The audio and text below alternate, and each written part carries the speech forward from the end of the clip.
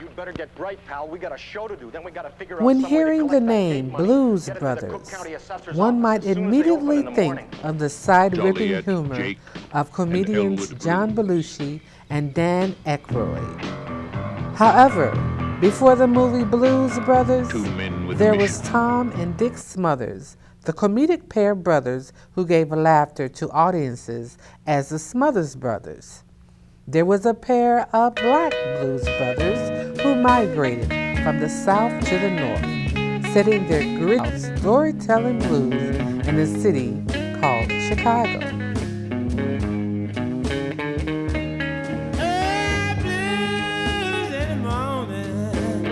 Otis Big Smokey Smothers and Abe Little Smokey Smothers are the Smothers Brothers of blues.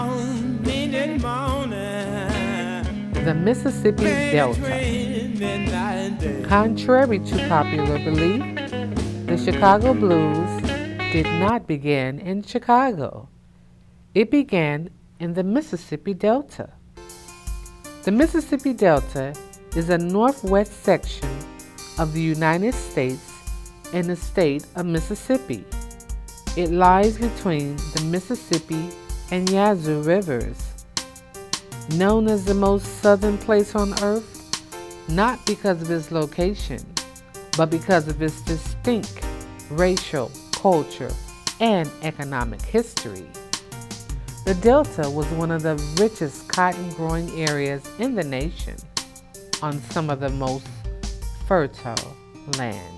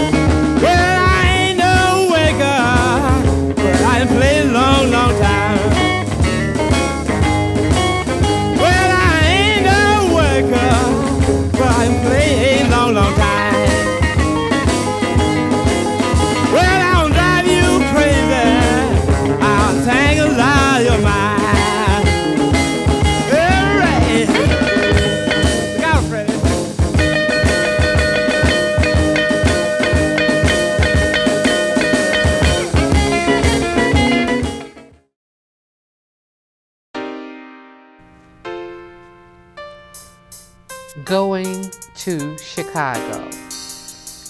The agriculture economy at that time did not support many jobs or businesses. These women and men who had worked all their lives and made other men rich went north where they had heard about jobs, good living, and blues music. Leaving behind their hard work, sadness, and juke joints, they headed to a place much better than the lives they had once knew. They took with them the Delta Blues. Yeah, sweet little chicken, darling too. I'm crazy about you, baby, and you know it's true. Come on, rock, little girl. Come on, rock, little girl. Come on and rock, little girl, rock it round the world.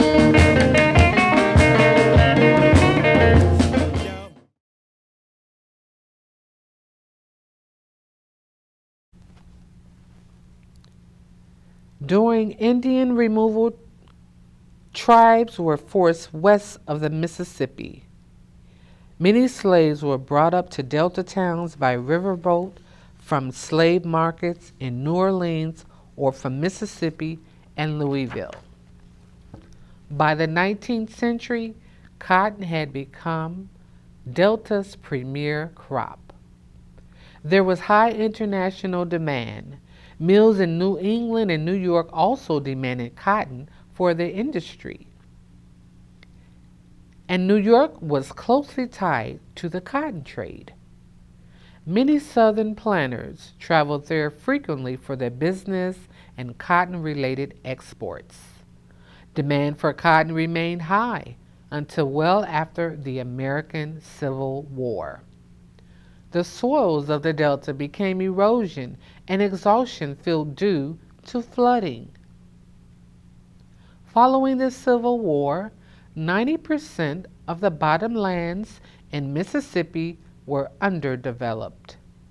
This attracted workers to trade their labor in clearing the land to eventually purchase it from their sale of lumber.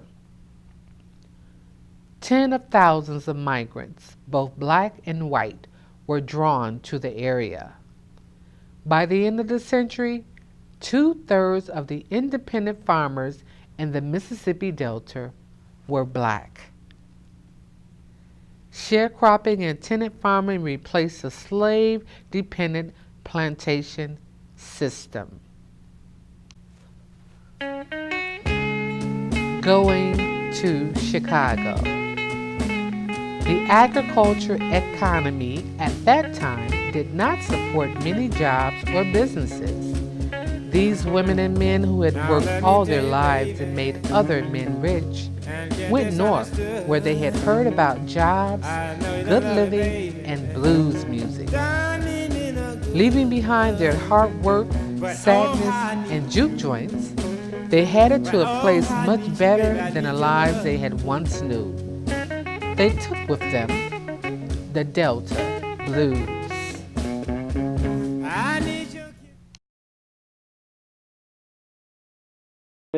Seeking of political asylum within the borders of our own country. Many of them were fleeing for their lives. They were fleeing a caste system, a rigid caste system known as Jim Crow, in which everything that you could and could not do was based on what you looked like. In 1915, African Americans began to leave the Black Belt for these new industrial centers. By 1929, 1.5 million African Americans had resettled in new northern metro areas. At the time, America's participation in World War I drove demand for manufacturing labor, but strict immigration laws left northern factories with a shortage of workers. Factories in the north started recruiting low-skilled workers from the south. The workers faced discrimination in their new homes, which culminated in the Red Summer of 1919. Migrant blacks, whites, and European immigrants were all competing for limited housing and resources, which exacerbated relationships in city centers. The most prominent of these settlements for migrating blacks was New York City, and the art, music, and theater that emerged from this community became known as the Harlem Renaissance. These artistic achievements redefined the cultural image of blacks in America. But the stock market crash of 1929 and ensuing Great Depression slowed the influx from the South and effectively ended the first migration. A second wave began in the 40s, when in World War II kick-started manufacturing again, while agricultural employment in the South plummeted. Once again, people living in the rural South began to migrate to cities. Manufacturing hubs in the West were far more prominent in this second movement, but only a fraction of skilled labor positions went to African Americans. That kind of discrimination was a common experience for participants in the Great Migration. Throughout history, the segregated neighborhoods that Southern blacks flocked to often became the ground centers of massive, racially motivated rioting. In most cases, the protesting began in response to perceived unfair treatment of the black community. This is a trend that continues today, as seen in modern violent protests in Baltimore, Ferguson, and Milwaukee. By the end of the second migration, an estimated 5 to 8 million blacks had resettled outside of the South.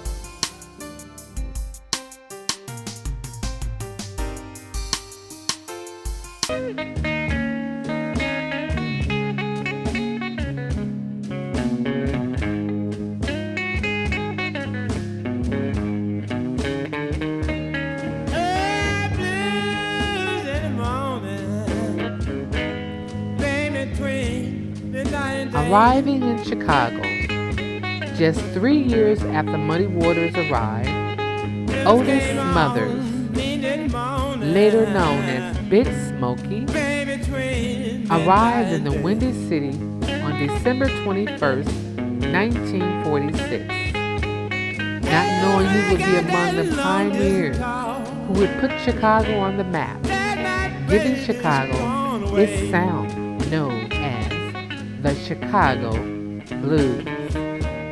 But about his theatrics off stage, his howl is the most distinctive growl, heard and recognizable even to this day to his many fans.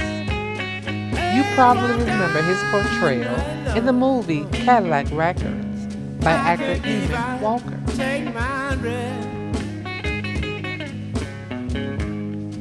Most of the blues singers in the South migrated to northern states. Louisiana, Memphis, and other southern states welcomed them. Chicago was one of the most known cities to welcome these musicians. Chicago became the blues recording capital of the world. Robert Johnson, Sonny Boy Williams, Johnny Williams, Joe Carter, Muddy Waters, Howlin' Wolf, B.B. King, all came from the Mississippi Delta. They brought that gritty southern call and response, howls, growls, and riffs that can be heard in the Chicago blues. This rich music was developed from the struggles of black sharecroppers and farmers.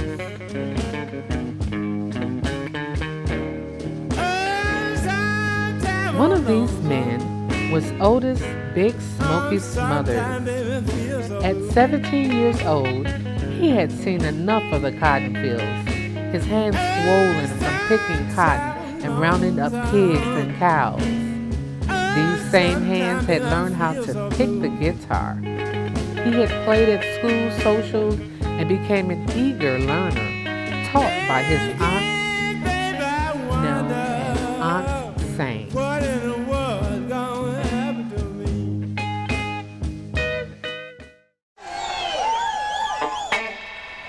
Yeah! We gotta get into this blues thing, huh? Yeah!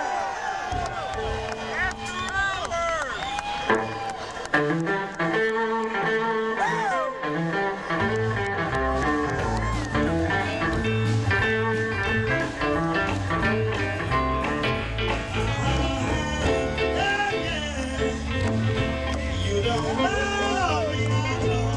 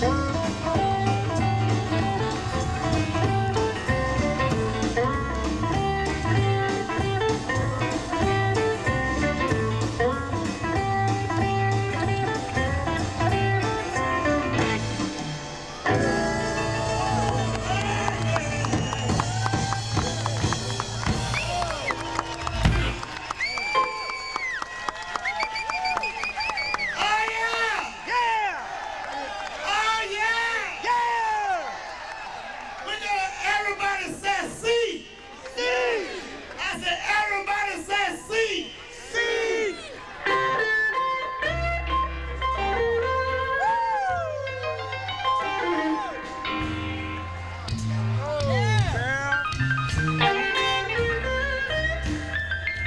This is what you call the blues.